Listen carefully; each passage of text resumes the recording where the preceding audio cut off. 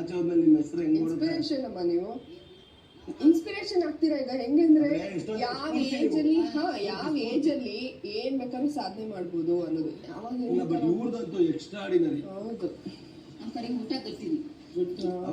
ಹಳೆ ಕಾಲದ ಊಟ ರೊಟ್ಟಿ ಪಲ್ಯ ಕಾಯಿ ಪಲ್ಯ ಕೆಲಸ ಮಾಡ್ಕೊಂಡೇ ಬಂದಿರೋದ್ರಿಂದ ಇದೆಲ್ಲ ಯಾವ ಲೆಕ್ಕ ಅನ್ಸುತ್ತೆ ನಿಮ್ಗೆ? ಇದು ಕೆನ ಕೆಲಸ ಬಿಲ್ಡಿಂಗ್ ಕೆಲಸ ಹೊಲದ ಕೆಲಸ ಒಂದೇ ತರ ಬಿಟ್ಟಿಲ್ಲ, ಎಲ್ಲ ತರ ಸ್ಟಾಮಿನಾ.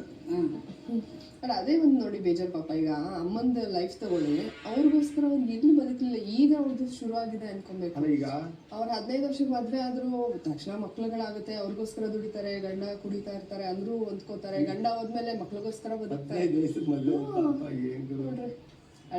ಅಯ್ಯೋ ಮಾಡ್ಬೇಡಿ, ಆಶೀರ್ವಾದ ಸುಮ್ಮನೆ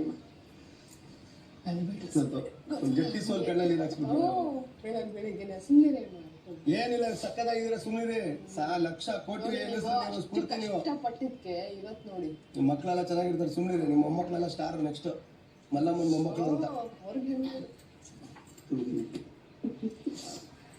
ಸಾರಿ ಅಮ್ಮ, ನನಗೆ ವಾಪಸ್ ಬಿಟ್ಟು ಅನ್ಸುತ್ತೆ.